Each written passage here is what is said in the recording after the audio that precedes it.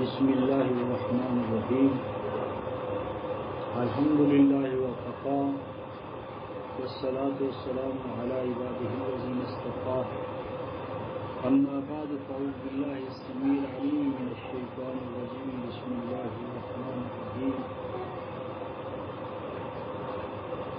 صراط الذین انعمت علیہم غیر المغضوب علیہم ولا الضالین صدق اللہ مولانا العظیم وبلغنا رسولنا النبی الکریم ونحن على ذلك من الشاہدین الشاکرین والحمد للہ رب العالمین۔ رفقائے محترم، ہم انعام یافتہ جماعت جو ہے اس کے مقام کے حوالے سے گفتگو کر رہے تھے، اور اس گفتگو کے دوران بات یہاں تک جا پہنچی تھی کہ موجودہ جو عالم اسلامی کی، پاکستان کی، آپ کی اور میری جو صورت احوال ہے، اس صورت احوال سے نکلنے کے لیے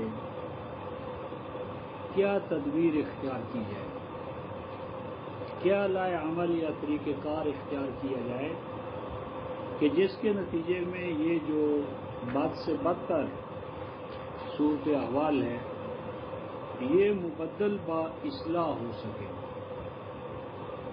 تو اس ضمن میں سب سے پہلے آپ حضرات کے سامنے سورہ زخرف جو ہے 43ویں سورہ ہے، اور اس کی آیت نمبر 42 اور 43 جو ہے وہاں سے آج کی گفتگو کا آغاز کرنا چاہتا ہوں۔ ارشاد فرمایا گیا فَإِمَّا نَذْهَبَنَّ بِكَ فَإِنَّا مِنْهُمْ مُنْتَقِمُونَ أَوْ نُرِيَنَّكَ الَّذِي وَعَدْنَاهُمْ فَإِنَّا عَلَيْهِمْ مُقْتَدِرُونَ فَاسْتَمْسِكْ بِالَّذِي أُوحِيَ إِلَيْكَ إِنَّكَ عَلَى صِرَاطٍ مُسْتَقِيمٍ وَإِنَّهُ لَذِكْرٌ لَكَ وَلِقَوْمِكَ وَسَوْفَ تُسْأَلُونَ۔ پہلے تو رفقائے محترم یہ ارشاد فرمایا کہ جو نتائج و ثمرات اس کتاب اللہ کے نفاذ کے نتیجے میں ظہور پذیر ہونے والے ہیں، یہ لازم نہیں کہ وہ سارے کے سارے نتائج آپ کی حیات طیبہ میں مرتب ہو، کیونکہ آپ کی دو حیثیتیں، ایک حوالے سے آپ امیین یعنی بنو اسماعیل کے لیے رسول ہیں، اور دوسری آپ کی حیثیت یہ ہے کہ آپ بین الاقوامی رسول ہیں، یعنی تا ابد آپ کی رسالت یا نبوت جو ہے وہ جاری رہنے والی ہے۔ تو آپ جب ابد کے رسول ہیں، ابد کے خاتم النبیین ہونے کے حوالے سے، تو اب چونکہ آپ کی امت دعوت جو ہے، ایک ہے امت اجابت اور ایک ہے امت دعوت۔ امت اجابت تو وہ کہ جس نے اس دعوت کو قبول کر لیا، اس پہ لبیک کہا، ایمان لائے، اور امت دعوت ہونے کے حوالے سے تمام نوع انسانی جو ہے وہ نبی پاک صلی اللہ علیہ وسلم کی امت ہے، بوجہ اس کے کہ اب آپ کے علاوہ کوئی اور انسانیت کے لیے رسول نہیں ہے، نبی نہیں ہے۔ اور وہ جو فرمایا کہ انما انت منذر ولکل قوم حاد 13/7، جس کا معنی کرتے ہیں کہ انما انت منذر، کہ بے شک آپ تو انذار کرنے والے، آگاہ کرنے والے ہیں، وَلِكُلِّ قَوْمٍ حَادٍ، اور ہر امت کے لیے الگ الگ ہادی ہیں، یعنی ہر امت کے لیے آپ ہادی نہیں ہیں، ہادی الگ ہیں ہر امت کے لیے، اور آپ تو صرف منذر ہیں۔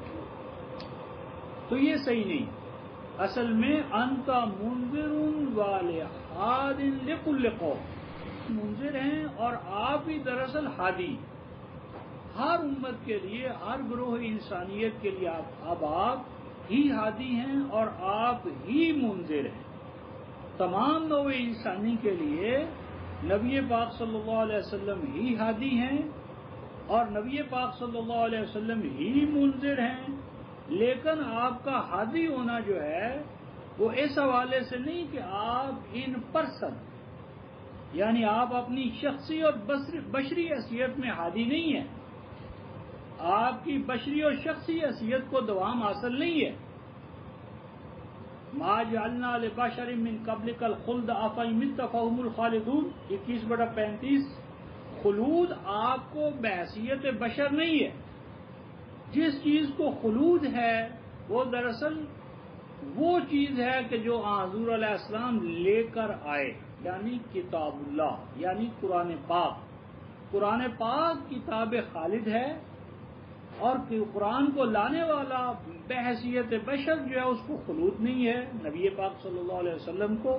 تو آپ کی رسالت کو دوام حاصل ہے، نبوت کو دوام حاصل ہے، لیکن آپ کی بشری حیثیت جو ہے اس کو دوام حاصل نہیں ہے۔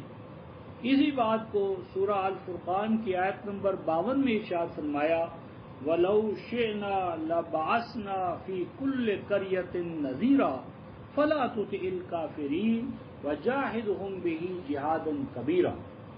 کہ اگر ہم چاہتے تو سابقہ طریقہ کار کے مطابق ہر بستی میں، ہر قوم میں، ہر امت میں الگ الگ رسول، نذیر، وارنر بھیج سکتے تھے، لیکن اس صورت میں نوع انسانی کا ایک مرکز پر جمع ہونا اور وحدت نوع انسانی کا ایک حقیقت ثابتہ کے طور پر سامنے آنا یہ ممکن نہیں تھا۔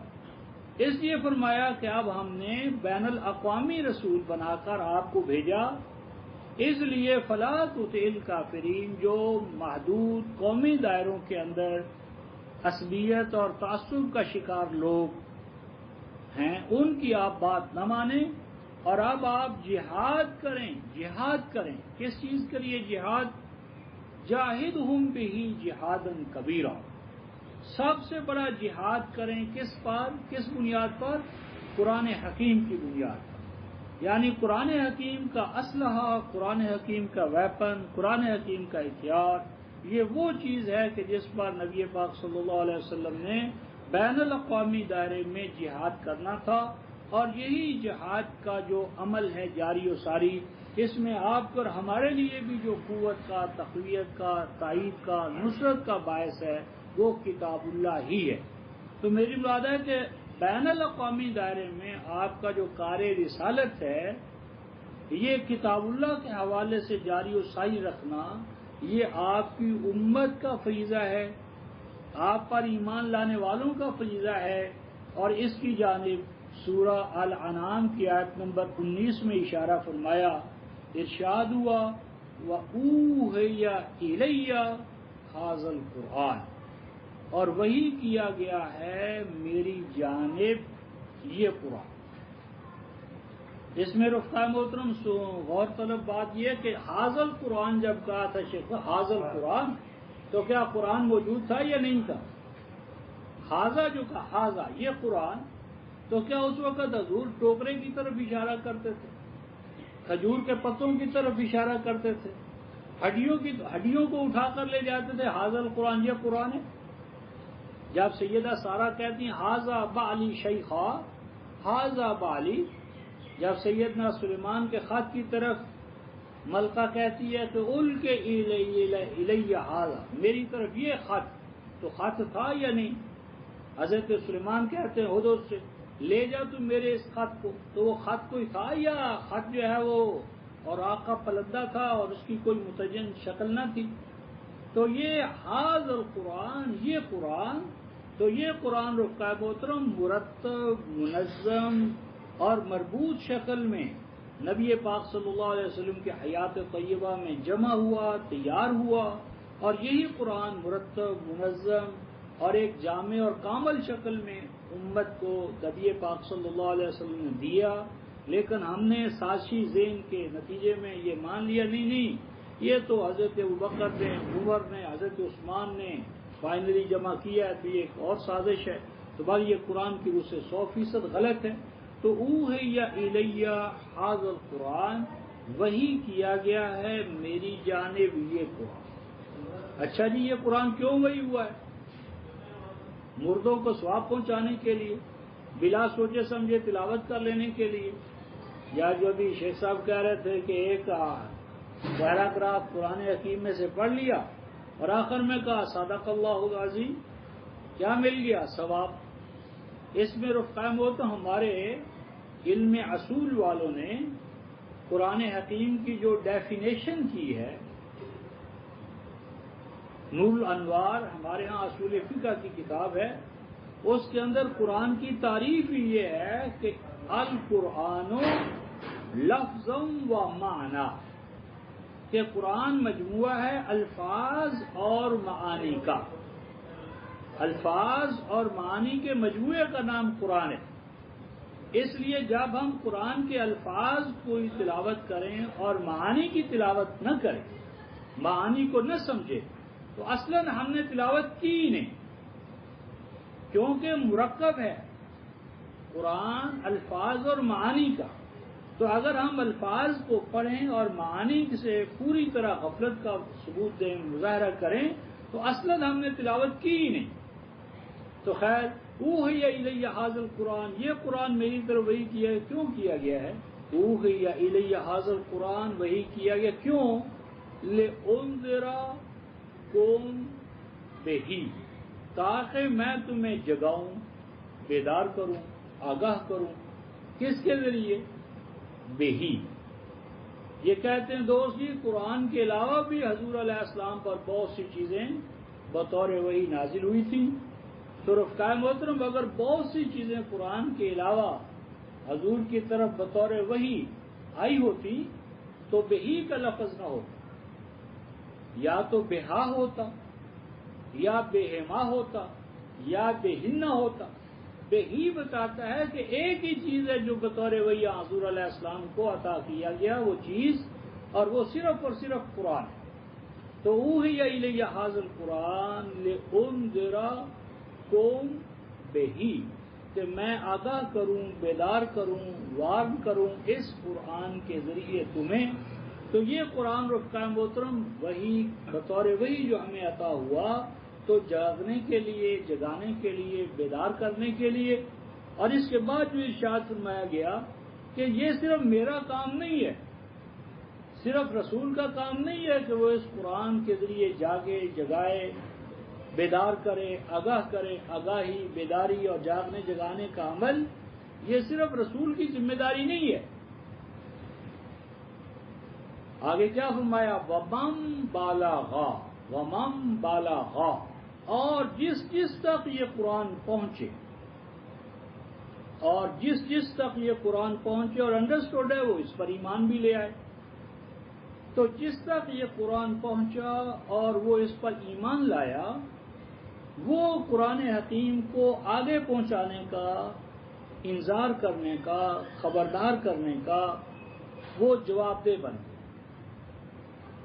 یعنی من بالغا، جس تک، اور وہ اس پر ایمان لے آئے، تو اس ایمان بالقرآن کا اب ایک بوجھ ذمہ داری اس پر عائد ہوگی، اور وہ کیا ہے کہ اس قرآن کے لیے خود جاگے اور دوسروں کو جگائے۔ اور یہ جو قرآن حکیم کے ذریعے رفقائے محترم جاگنا اور جگانا ہے، یعنی دعوت کا کام کرنا ہے، اس میں بصائر و بینات کا کیا مقام ہے وہ 12/108 میں تفصیل سے ہمیں ملے گا۔ لیکن ابھی ہم ذمہ داری کے حوالے سے رہتے ہیں، اور جو ہم نے مقام تلاوت کی ہے سورہ زخرف آیت نمبر 43، اس کی طرف چلتے ہیں۔ فرمایا نُرِيَنَّكَ، ہم دکھائیں گے آپ کو وہ نتائج و ثمرات، وہ غلبہ، وہ تمکن، وہ استخلاف، وہ اعلان بننا کہ جس کا آپ کے اور آپ کی جماعت کے ساتھ وعدہ ہے۔ کیوں؟ فَإِنَّا عَلَيْهِمْ مُقْتَدِرُونَ، اس لیے کہ ہمارے نظام حیات کو دنیا کی کوئی طاقت جو ہے وہ پسپا نہیں کر سکتی، ہٹا نہیں سکتی۔ ہم رسولوں کے باب میں ہماری یہ سنت ہے، اِنَّا لَنَنصُرُ رُسُلَنَا، کہ ہمارے رسول غالب آتے ہیں، مغلوب نہیں ہوتے۔ رسولوں کا غلبہ طے شدہ بات ہے، اور صرف رسولوں کا غلبہ ہی نہیں رفقا محترم، بلکہ سورہ مومن کی آیت نمبر 60 میں آپ پڑھیں گے اِنَّا لَنَنصُرُ رُسُلَنَا وَالَّذِينَ آمَنُوا، الحیات الدنیا و یوم یقوم الاشہاد۔ فرمایا بے شک ہم منصور کرتے ہیں، کن کو منصور کرتے ہیں؟ رسلنا، اپنے رسولوں کو۔ تو پھر وہی ذہن میں آیا، ٹھیک ہے رسول منصور ہوتے، ہم تو رسول نہیں ہیں، اس لیے کیا فرمایا؟ رسولوں ہی کو منصور نہیں کرتے، والذین آمنوا، اور ان تمام کو بھی منصور کرتے ہیں جو مومن ہوتے ہیں، ایمان لاتے ہیں۔ 40/60 ان کو بھی منصور، ایمان لاتے ہیں، مومن ہوتے ہیں۔ اور یہاں آمنو میں قید نہیں لگائی زمان و مکان کی، یعنی وہ قرون اولیٰ کے ہوں، قرون متاخرہ کے ہوں، عرب ہوں، عجم ہوں، چھوٹے ہوں، بڑے ہوں، کسی بھی دور کے کیوں ہوں۔ پھر سوال ذہنوں میں آتا ہے، ٹھیک ہے جی مومن منصور ہوں گے، غالب ہوں گے، قوت والے ہوں گے، لیکن مرنے کے بعد قبر میں، برزخ میں، یعنی قیامت میں وہ منصور ہوں گے۔ حیات دنیا میں تو وہ یہی کہیں گے خوار ہیں، بدکار ہیں، ڈوبے ہوئے ذلت میں کچھ بھی ہیں، لیکن تیرے محبوب کی امت سے، یعنی حیات دنیا میں نہیں، حیات دنیا میں تو مغلوبیت ہی رہے گی، حیات آخرہ میں جا کر غلبہ ہوگا۔ لیکن قرآن اس تصور کو 100% باطل قرار دیتا ہے، رد کرتا ہے۔ کیا کہتا ہے؟ انا لننصر رسلنا والذین آمنوا، آگے کیا فرمایا؟ فی الحیات الدنیا، فی الحیات الدنیا، یہ غلبہ، یہ منصوریت حیات دنیا میں، حیات دنیا کے اندر اہل ایمان کی مغلوبیت ہو تو غلبے کا یقین کیسے آئے گا؟ کیا اللہ حیات دنیا میں قادر نہیں ہے؟ حیات دنیا پر کوئی کسی اور الہ کی حکمرانی ہے؟ حیات دنیا میں اللہ کی سنت اور اس کا میتھڈ کیوں کامیاب نہیں ہو سکتا؟ تو کیا اللہ تعالیٰ جو حیات دنیا میں شکست خوردہ ہے تو حیات آخرہ پہ اس کا غلبہ جو ہے وہ کیسے تسلیم کیا جائے؟ اصل میں مذہب نے اللہ تبارک و تعالیٰ کو رب السما بنا کر بیٹھے، وہ رب العرض نہیں اس کے ذہن میں، العرض کسی اور اللہ کے قبضے میں، نعوذ باللہ من ذالک، اور آخرہ کسی اور، دو الہ ہیں۔ اگر یہ دو الہ ہوں گے، العرض کا اور الہ ہوگا، آخرہ کا اور ہوگا، لفسد، تو لازم ہے، اور وہ فساد ہمارے دلوں میں، دماغوں میں، معیشت میں، معاشرت میں پوری طرح غالب آ چکا ہے۔ تو انا لننصر رسلنا والذین آمنوا فی الحیات الدنیا، اور آگے فرمایا ویوم یقوم الاشہاد، کب یہ غلبے کے آثار ظاہر ہوتے ہیں؟ جب قریہ بقریہ، کو بکو، فوج در فوج، جماعت در جماعت وہ افراد کھڑے ہونا شروع ہو جائیں کہ جو اللہ کی کتاب کے شاہد ہوں، شہداء ہوں، شہداء القرآن۔ تو جب شہدائے قرآن گویا کے میدان عمل میں نکلنا شروع ہو جائیں تو سمجھ لو کہ اب وہ غلبہ جو ہے اس کا دور شروع ہو چکا ہے یا شروع ہونے والا ہے۔ تو یہ جو ارشاد فرمایا کہ انا علیہم مقتدرون، اس کے بعد فرمایا فاستمسک بالذی اوحی الیک، بے شک اے رسول وہ تو ہو کر رہے گا، اس سے پہلے آپ کیا کریں؟ فاستمسک، آپ مضبوطی کے ساتھ چیمٹے رہیں، جڑے رہیں، مضبوطی کے ساتھ آپ پکڑے رکھیں کس چیز کو؟ اوحی الیک، جو کتاب ہدایت ہم نے آپ کی طرف وحی کی ہے، اس کو مضبوطی کے ساتھ پکڑ لیں۔ اب ذہنوں میں سوال پیدا ہوتا ہے کہ جب اس دور میں، معاشرے میں ہم اللہ کی کتاب کو مضبوطی سے پکڑتے ہیں تو کہتے ہیں یہ تو گمراہ ہو گیا، بدراہ ہو گیا، صرف قرآن قرآن قرآن کہتا ہے، صرف کتاب، صرف قرآن، اس سے ہمارے مسائل حل کیسے ہوں گے؟ اس قرآن میں تو یہ بھی نہیں ہے، اس قرآن میں تو وہ بھی نہیں ہے۔ سورہ الکہف کا آغاز ہوا الحمدللہ الذی انزل علی عبدہ الکتاب ولم یجعل لہ عوجا، ولم یجعل لہ عوجا، اس نے الکتاب جو نازل کی ہے اس میں کوئی عوج نہیں ہے، کوئی کمی، کوئی کجی، کوئی ٹیک، کوئی شارٹ کمنگ، اس نے تو کتاب قیم نازل کی ہے۔ وہ کتاب ایک کافی و مکتفی کتاب ہے، تو کتاب قیم اس کو مذہبی پیشواؤں نے کہا نہیں، اس میں تو کمیاں ہیں، کمزوریاں ہیں، یہ کمی اور کمزوری قرآن کی کس سے دور کرتے ہیں؟ حدیث سے۔ پھر حدیث میں بھی بات پوری طرح نہیں ہو پاتی، اس کمی کو پورا کرتے ہیں فقہ سے، لیکن فقہ سے بھی وہ کمی پوری نہیں ہوتی، پھر اس کمی کو دور کرتے ہیں اجتہاد سے، اجتہاد سے بھی بات پوری نہیں ہوتی کیونکہ اجتہاد کا دروازہ بھی بند کر دیا، تو آخر کار اس کمی کو پورا کرتے ہیں مفتی صاحبان کے اقوال اور فتاوی سے۔ نتیجہ یہ نکلا رفقا محترم کے سورسز آف لا میں سے جو اسلامی قانون کے مآخذ ہیں، منابع ہیں 4 یا 5، ان میں کا ایک قرآن ہے، اور وہ بھی نعوذ باللہ من ذالک ناقص۔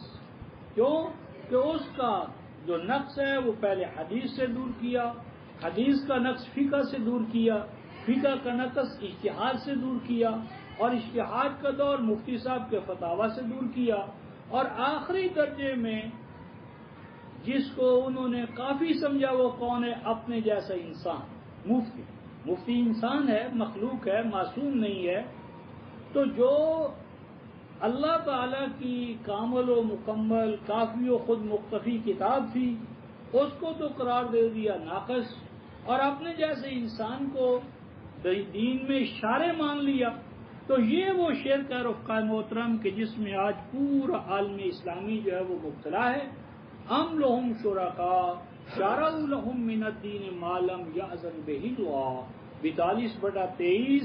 اور اس شرک کے خلاف کوئی منادی کرنے والا نہیں ہے۔ قبروں کا جی شرک بڑا ہے، اس پہ پھول نہیں چڑھانے چاہیے، یہ گھوڑا ووڑا اور تعزیہ، لیکن یہ سارے شرک رفقا محترم شرک اصغر ہے۔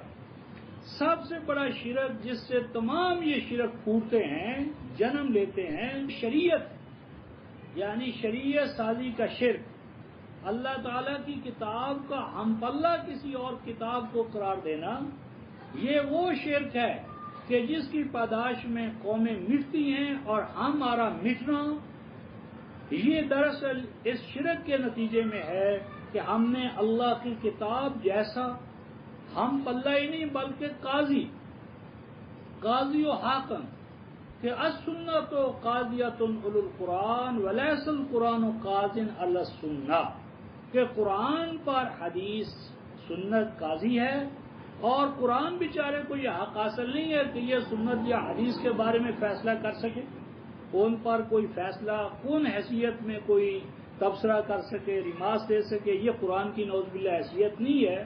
تو یہ وہ شرک ہے، اور یہ وہ کتاب اللہ کی ناقدری ہے، اور یہ علم الہی کے خلاف باغی علم کا وہ سر چڑھنا ہے کہ جس کے نتیجے میں امت مسلمہ آج زوال اور تنزل کے آخری مقام پر پہنچی ہے۔ اور یہاں پر ایک نیا نعرہ آ گیا، وہ نیا نعرہ کیا لگا اصلاح کا؟ وہ جی نشأت ثانیہ، ریوائولزم، نشأت ثانیہ کرنے کا اصل کام۔ یہ رفقا محترم نشأت ثانیہ اتنی بڑی سازش ہے یہ اصطلاح کہ اگر یہ اصطلاح نشأت ثانیہ کی ذہن میں بیٹھ جائے تو ایسا شخص قیامت تک راہ راست پر نہیں آ سکتا۔ کیوں؟ نشأت ثانیہ کیا معنی؟ ری برتھ، ریوائولزم۔ اسلام کی نشأت ثانیہ کیا معنی؟ دشمنان اسلام ہم سے منوانا چاہتے ہیں کہ اسلام از ڈیڈ، اسلام مر گیا، اسلام مری ہوئی طاقت ہے، مرا ہوا لاشا ہے۔ اور جو اسلام ہے رفقا محترم، اگر وہ عبارت ہے اللہ سے جو حی و قیوم ہے، اگر اسلام نام ہے نبی پاک رسالت و نبوت کا جو خاتم النبیین ہے، اور اگر اسلام نام ہے قرآن حکیم کا کہ جس کے بارے میں اللہ کا فیصلہ یہ ہے کہ انا نحن نزلنا الذکر و انا لہ لحافظون 15/9 اور 41/40 میں فرمایا ان الذین کفروا بالذکر لما جاءہم وانہ لکتاب عزیز لا یاتیہ الباطل من بین یدیہ ولا من خلفہ تنزیل من حکیم حمید۔ تو جو کتاب ہے وہ ابد کی کتاب ہے، احد کی کتاب ہے، رسول خاتم النبیین ہے، اللہ رب العالمین ہے، تو ان میں سے کس پر موت آئی ہے جو قرآن مر گئے؟ نشأت ثانیہ کرنا چاہتے، مردہ کو زندہ کرنا چاہتے، اسلام مر گیا ہے نعوذ باللہ من ذالک، اس کو دوبارہ زندہ کرو گے؟ یہ دشمنان اسلام کی سازش ہے، جس میں ہمارے نام نہاد مفکرین شامل ہو گئے ہیں، کرنے کا اصل کام اسلام کو زندہ کرو۔ تو یہ سازش ہے کہ پہلے نعوذ باللہ من ذالک ہمارے مفکر اور نام نہاد مجدد سے اسلام کے مرے ہوئے ہونے پر سٹیمپ لگوا لے، اور جب اس کو مرا ہوا مان لے گا تو رفقائے محترم قانون حیات کیا ہے؟ لائف یا زندگی جو ہے، پروٹوپلازم جسے کہتے ہیں، یہ ہو ہی نہیں سکتا کہ باہر سے آپ زندگی کا انجیکشن لگا کر کسی مردہ کو زندہ کر سکیں۔ وہ شاخ جو اصل سے کٹ گئی ہو، اب آپ زندگی لاکھ اس میں پیدا کریں، انجیکٹ کریں، کوئی مردہ ان آرگینک میٹر، اس کو آرگینک میٹر میں آپ تبدیل کر ہی نہیں سکتے باہر سے انجیکشن لگا لگا کر۔ زندگی تو اندر سے پھوٹنے والا عمل ہے۔ تو اگر نعوذ باللہ من ذالک اسلام اندر سے مر چکا ہے تو آپ کی کتابوں سے، کتابچوں سے، رسالوں سے، تقاریر سے، ویڈیو کیسٹوں سے یہ مردہ کھڑا ہو ہی نہیں سکتا، زندہ ہو ہی، کیونکہ زندگی کا یہ قانون ہی نہیں ہے ہوگا کہ مرنے سے پہلے آپ مایوسیوں کا اعلان کریں گے۔ میں نام نہیں لیتا، بڑے بڑے مجدد جن کو ہم مانتے ہیں، انہوں نے آخر کیا کہا کہ یہ اسلام، اس کے لیے ہم نے سر دھر کی بازی لگا دی، یہ کر دیا وہ کر دیا، لیکن ہوا کچھ نہیں۔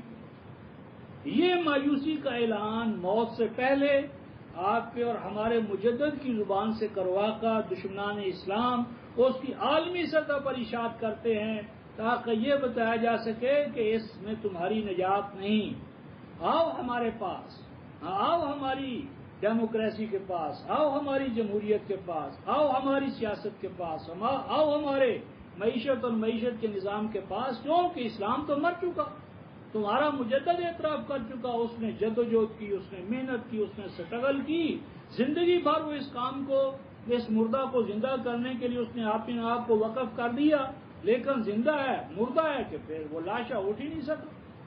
تو یہ سازش ہے، بہت بڑی سازش ہے رفقائے محترم، اس کو ہم نے سمجھنا ہے۔ اور قرآن حکیم نے صرف سورہ الحدید جو 57 سورہ ہے، اس کی اگر صرف 2 ہی آیتیں ہم سمجھ لیتے، آیت نمبر 15 اور 16، تو موت اور حیات اقوام کے لیے رفقائے محترم دین مرا نہیں کرتے۔ وَاعْلَمُوا أَنَّ اللَّهَ يُحْيِي الْأَرْضَ بَعْدَ مَوْتِهَا قَدْ بَيَّنَّا لَكُمُ الْآيَاتِ لَعَلَّكُمْ تَعْقِلُونَ۔ موت و حیات کا تعلق اقوام کے ساتھ ہے، یعنی ریوائولزم آف امت کے لیے نشأت ثانیہ ہے، امت کے لیے موت ہے، امت کے لیے حیات ہے۔ حیات کا، موت و حیات کا تعلق امتوں کے ساتھ ہوتا ہے، اقوام کے ساتھ ہوتا ہے، گروہوں کے ساتھ ہوتا ہے۔ آئیڈیالوجی نہیں مرا کرتی، وہ آئیڈیالوجی شاری کی کیوں نہ ہو وہ بھی نہیں مرتی، خیر کے لیے تو سوال ہی پیدا نہیں ہوتا کہ وہ مر جائے۔ تو میری مراد ہے نشأت ثانیہ رفقائے محترم دشمنان اسلام کی اصطلاح ہے، جس کے ہم جال میں آ گئے ہیں۔ تو یہ نکلنے کی ضرورت ہے، نکالنے کی ضرورت ہے کہ نشأت ثانیہ اصطلاح کو پہلے صحیح سمجھو، اس کے مفہوم کو صحیح سمجھو، تاکہ اس کا عام صحیح معنی میں اطلاق کر سکیں۔ تو یہ جو فرمایا کہ فَاسْتَمْسِكْ بِالَّذِي أُوحِيَ إِلَيْكَ، کہ اس وحی کو مضبوطی کے ساتھ پکڑ لو قرآن کو۔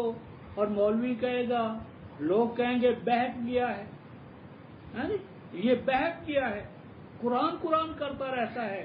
تو ایسے بہکوں کو جو تمہارے اور ہمارے بارے میں فیصلہ کریں، ان کو اللہ کا یہ قرآن سناؤ، إِنَّكَ عَلَىٰ صِرَاطٍ مُسْتَقِيمٍ۔ جو فرد اللہ کے قرآن کے ساتھ جڑ گیا، اللہ کے قرآن کو جس نے مضبوطی اور طاقت کے ساتھ پکڑ لیا، تو اللہ کا فتویٰ یہ ہے إِنَّكَ عَلَىٰ صِرَاطٍ مُسْتَقِيمٍ۔ بے شک آپ کتاب اللہ کے ساتھ جڑ جانے کی وجہ سے کیا ہو گیا، إِنَّكَ عَلَىٰ صِرَاطٍ مُسْتَقِيمٍ، اب آپ صراط مستقیم پر گامزن ہو گئے۔ یہ دلیل ہے اس بات کی کہ آپ صراط مستقیم پر گامزن ہو گئے۔ آگے فرمایا یہ 43/43 وہی تھی. اور آگے فرمایا وَإِنَّهُ لَذِكْرٌ لَكَ وَلِقَوْمِكَ وَسَوْفَ تُسْأَلُونَ. اور بے شک آپ کا کتاب اللہ کے اوپر قائم ہو جانا یہی چیز آپ کے شرف و مجد کا باعث بنے گی. ذکر کا معنی شرف و مجد، سعید حسن، اچھی شہرت، اچھے نتائج و ثمرات، سیادت، قیادت. تو بے شک آپ کا اعلیٰ کے مقام پر فائز ہونا، مقام محمود ہونا، الناس کے اندر آپ کے لیے حمد کا ہونا، اس چیز کی ضمانت کس بات میں ہے؟ کتاب اللہ میں. اور آگے فرمایا وَسَوْفَ تُسْأَلُونَ. اور بے شک اے رسول آپ سے یہ پوچھا جائے گا کہ آپ نے اس کتاب کو، قرآن کو، دستور حیات کو انسانیت تک پہنچایا یا نہیں پہنچایا. اور جب امت پر پہنچے تو امت سے بھی پوچھا جائے گا کہ اس نے اس کتاب کو، دستور حیات کو انسانیت تک پہنچایا یا نہیں پہنچایا. تو گویا رفقا محترم اب کتاب اللہ کے حوالے سے ہماری اور آپ کی سب کی جواب دہی ہے، مسئولیت ہے کہ جو کتاب الہی ہم تک پہنچ گئی، کتنی یعنی انسانیت تک، مخلوق خدا تک ہم نے اس کتاب کے نور کو، اس کی ہدایت کو، اس کی حکمت کاملہ و جامعہ کو ہم نے کہاں تک پہنچایا. اور پہنچانے کا مسئلہ تو رفقا محترم بعد میں ہوگا، پہلے تو ہم نے خود سمجھنا ہے. اور اس ضمن میں رفقا محترم جس طرح پچھلے جمعے میں نے عرض کیا تھا کہ اس وقت عالم اسلامی میں سب سے بڑا جو کرنے کا کام ہے وہ یہ ہے کہ اس وقت جو بندی، بریلوی، اہل حدیث، اہل تشیع، اگر آپ ان مدارس کو جمع کریں تو ہزارہا انسان ہر سال ان ظلمت قدوں سے فارغ التحصیل ہو کر نکل رہے ہیں، جو اس بات کی چلتی پھرتی تصویر اور اشتہار اور ثبوت ہوتے کہ یہ کتاب ہدایت کے لیے ناکافی ہے، یہ مجمل ہے، یہ گونگی ہے، یعنی اس میں یہ بھی نہیں، اس میں وہ بھی نہیں. یعنی عالم اسلامی کی اس وقت یعنی اس سے بڑھ کر کیا ناکامی اور نامرادی ہو سکتی ہے کہ پورے عالم اسلامی کے شرق و غرب میں، عرب و عجم میں، شمال و جنوب میں ایک بھی ایسا مرکز نہیں ہے رفقا محترم، ایک بھی عالم بھی ایسا مرکز نہیں ہے کہ جہاں پر ہر سال 5 اللہ کے بندے تیار ہوتے ہوں اور وہ اتنی استعداد و صلاحیت رکھتے ہوں کہ کتاب اللہ کو ہر پہلو سے کافی و مکتفی ثابت کر سکیں. پورے عالم اسلامی میں اس وقت ایک بھی ایسا ادارہ نہیں ہے. کتابیں چھاپنے والے موجود ہیں، رسالے نکالنے والے موجود ہیں، رسالوں کا بھی اپنا مقام ہے، کتابوں کا بھی اپنا مقام ہے، کتابچوں کا بھی اپنا مقام ہے، لیکن کتابیں دراصل افراد کا بدل نہیں ہوتی. زندہ صاحب علم و شعور دفاع کرنے والا انسان اصل ہے. کتابیں تو اس کے نتیجے میں ہیں، کتابیں تو اس کا بائی پروڈکٹ ہے. کتابوں کا مقصود بھی دراصل اس ہراول دستے کا قیام ہے. والذین معہ والذین معہ والذی ایدک بنصرہ وبالمؤمنین. تو وہ جو کامل الایمان جو اللہ تعالیٰ کی کتاب کی وہ معرفت، وہ ادراک رکھتے ہو کہ اللہ کی کتاب کو علی وجہ البصیرت ہر حوالے سے، ہر پہلو سے کافی و مکتفی ثابت کر دکھائیں، اور دنیا کے کسی کونے میں اور کوئی سوال ان کے سامنے آ جائے، لایا جائے، وہ ہر سوال کو جو ذہن انسانی میں اٹھتا ہے اس کا اللہ کی کتاب سے جواب دے سکے. تو اس طرح کا کوئی ادارہ رفقا محترم عالم اسلامی کے شرق و غرب میں نہیں ہے. اور میرا ایمان ہے کہ جب تک ایسے ادارے تھوک کے بھاؤ سے قائم نہیں ہوں گے، اس امت مسلمہ کا جو بگاڑ ہے وہ بڑھ تو سکتا ہے، گھٹنے کا امکان نہیں. اور یہ افراد جو اس طرح کے اداروں سے نکلیں گے وہی درس اس امت کے معالج ہوں گے، اور انہی سے اس امت کو دوبارہ عروج و اقبال جو ہے وہ حاصل ہوگا، ورنہ نہیں. اور یہ کام جو ہے کس حوالے سے کام آپ حضرات کے سامنے پیش کرتا ہوں. کام مشکل ہے، مشکل ہے، اور یہ کوئی آج ہی مشکل نہیں ہے، دور اول میں بھی جب یہ کام حضور علیہ السلام نے کیا تھا اس وقت بھی یہ مشکل تھا۔ تو اس ضمن میں ہم سورہ المؤمنون اور اس کی آیت 110 میں یہ بات پڑھتے ہیں، آیت 109 اور 110 دونوں میں یہ بات آتی ہے، 23ویں سورہ آیت نمبر 109 اور 110 کہ انہو کانا فریق من عبادی یقولون ربنا آمنا فاغفر لنا وارحمنا وانت خیر الراحمین۔ ارشاد فرمایا کہ اب تم ہم سے کلام نہ کرو، یہ قیامت کے حوالے سے بات ہے کہ اے مجرموں، اے مترفین، اب تم ہم سے کلام نہ کرو، لا تکلمون، تمہیں ہم سے کلام کی اجازت نہیں ہے، تو تمہیں یہ مقام کس حوالے سے دیا جائے؟ کلام مت کرو، کیوں؟ تم وہ مجرم ہو۔ اب ان کے جرائم کے حوالے سے بات ہو رہی ہے، انہو کانا فریق من عبادی یقولون، یہ رکع محترم فریق من عبادی، عباد اللہ میں سے صرف ایک ہی فریق ہے، بہت سے فرقے نہیں، بہت سی جماعتیں نہیں، امت بھی نہیں، یعنی امتوں پر زوال سے نکالنے کا جو عمل ہے اللہ پاک بھی اسے فریق من عبادی کہتا ہے، فریق من عبادی، اور یہی عمل دراصل سورہ الاعراف کی آیت نمبر 29 میں ہے کہ جب حق علیہم الضلالہ ہوتا ہے فریق ہدی و فریق حق علیہم الضلالہ انہم اتخذوا الشیاطین اولیاء ویحسبون انہم مہتدون۔ تو وہ فریق من عبادی میرے بندوں میں سے صرف ایک فریق تھا، ایک چھوٹی سی جماعت تھی جو یقینون، جو ڈنکے کی چوٹ اس امر کا اعلان کرتی تھی، کیا اعلان کرتی تھی؟ ربنا آمنا، اے پروردگار عالم، آمنا بما انزلت الینا الرسول، جو تو نے اپنے رسول کو دیا قرآن، اس پر ہم ایمان لے آئے، اس کو ہم نے کامل مکمل کافی و خود مختفی مان لیا۔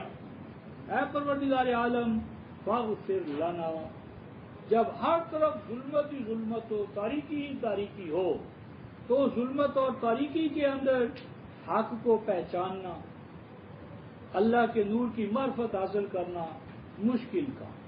فاغفر لنا، پروردگار عالم اس ضمن میں ہم سے اگر کوئی کوتاہی ہو جائے، فکر و نظر کے حوالے سے، علم اور عمل کے حوالے سے، تو اے پروردگار عالم ہماری کوتاہیوں سے صرف نظر فرما، وارحمنا، اور ہمیں اپنی رحمت کی چادر میں ڈھانپ لے، جس طرح مادر مہربان اپنے بچوں کو اپنی رحمت میں لیتی ہے، تو اے پروردگار عالم ہم پر اپنی خصوصی رحمت نازل فرما، ہم کمزور ہیں، ہم ناتواں ہیں، ہماری ان کمزوریوں اور ناتوانیوں کی لاج رکھ، وَأَنْتَ خَيْرُ الرَّاحِمِينَ، ہمارا ایمان ہے کہ تیرے نظام حیات سے جو رحمت، جو رزق کریم، جو کامیابی اور کامرانی عطا ہوتی ہے، انسان کی جو تجرباتی عقل ہے اور اس کا جو طریقہ کار ہے، اس سے انسان کو صحیح معنی میں پروٹیکشن، حفاظت، راحت، رحمت، سکون، اطمینان وہ حاصل نہیں ہوتے۔ تو یہ میرے بندے جب میری کتاب اور میرے دین کے حوالے سے یہ اعلان کرتے تھے، یہ دعوت دیتے تھے، یہ تبلیغ کرتے تھے، یہ اس بات کی منادی کرتے تھے، تو آپ مجرموں کے حوالے سے بات کیا؟ فَاتَّخَذْتُمُوهُمْ سِخْرِيًّا، یہ آج رفقا محترم آپ ہم کوئی شخص کر کے دیکھ لیں، ان کے سامنے آپ اللہ کی کتاب کا کوئی کمال بیان کریں، فوراً ان کے کان کھڑے ہو جائیں گے، فوراً وہ آپ کے لتے لیں گے، فوراً وہ آپ کے پیچھے پڑ جائیں گے۔ وہ کہتے ہیں نا کہ جس نے اپنے حسب و نسب اور شجرے وجرے کو معلوم کرنا، وہ سیاست میں کھڑا ہو جائے، سب اس کا نیچے اوپر کا سب کچھ سامنے آ جائے گا۔ میں کہتا ہوں کہ اگر کسی عالم نے اپنا سب کچھ معلوم کروانا ہو یا کرنا ہو تو وہ قرآن کے کافی و مقتفی ہونے کا اعلان کر دیں، پتہ چل جائے گا کہ وہ کس حال میں ہے، اس کا علم، اس کی فضیلت، اس کی صلاحیت، اس کی استعداد، وہ مانا ہوا شیخ القرآن، شیخ الحدیث سب کچھ ہی کیوں نہ ہو، وہ عبداللہ ابن مسعود کی طرح اس طرح وہ اس کا کچا چٹھا کریں گے کہ پہلے ہی یہ بے ایمان کون سا اس میں تھا، پہلے ہی کچھ نہیں تھا، پہلے ہی ہم جانتے تھے. یعنی علم میں، فضیلت میں، استعداد میں، صلاحیت میں کتنا ہی کچھ کیوں نہ ہو، لیکن جب وہ قرآن حکیم کے بارے میں کہے کہ بھئی یہ اللہ کے فرمان کے بموجب یہ کافی ہے، خود مکتفی ہے، اس کی تفسیر اس کے اندر ہے، یہ مجمل نہیں ہے، یہ مفصل ہے، یہ آسان ہے، اور اس کی روح سے حضور علیہ السلام پر جادو نہیں ہوا. ہاں تو یہ باتیں اگر وہ کہنا شروع کر دے گا تو کیا ہوگا؟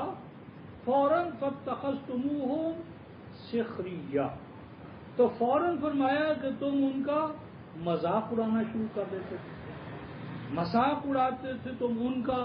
حتی انسوکم ذکری، اور اے نافرمانو مجرموں تم اتنے بھول بھلکڑ واقع ہوئے، یہ بات بھی تم بھول گئے کہ وہ پیش کرنے والا کیا پیش کرتا تھا. یعنی پیش کرنے والا تو میرا قرآن پیش کرتا تھا جس پر تمہارا بھی ایمان تھا. تو کم از کم تم نے اسی بات کو سوچا ہوتا کہ اس بیچارے کا جرم کیا.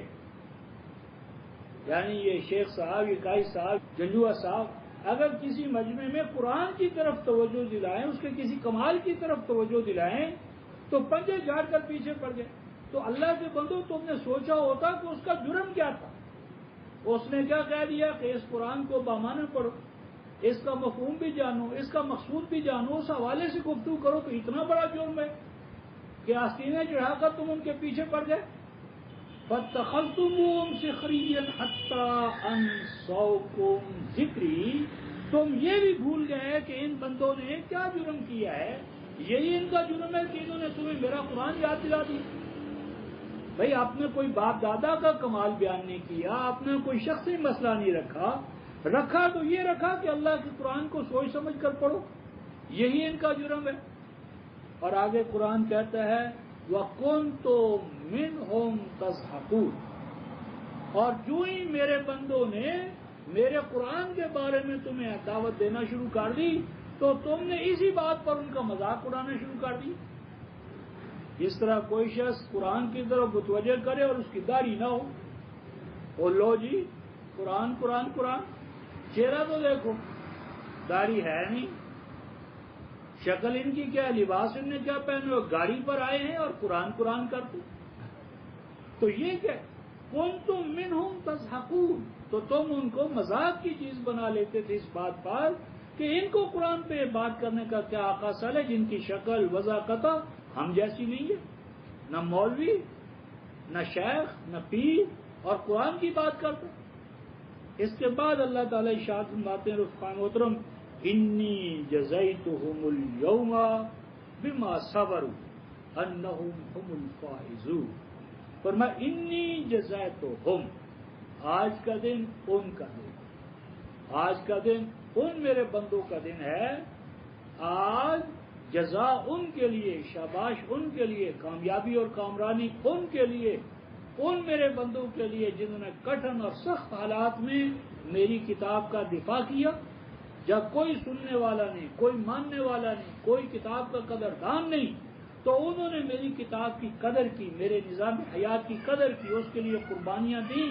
اور آگے فرمایا بما صبر، اس دور میں میرے قرآن کی طرف دعوت دینا مشکل کام تھا، اس مشکل کام کو انہوں نے کر دکھایا.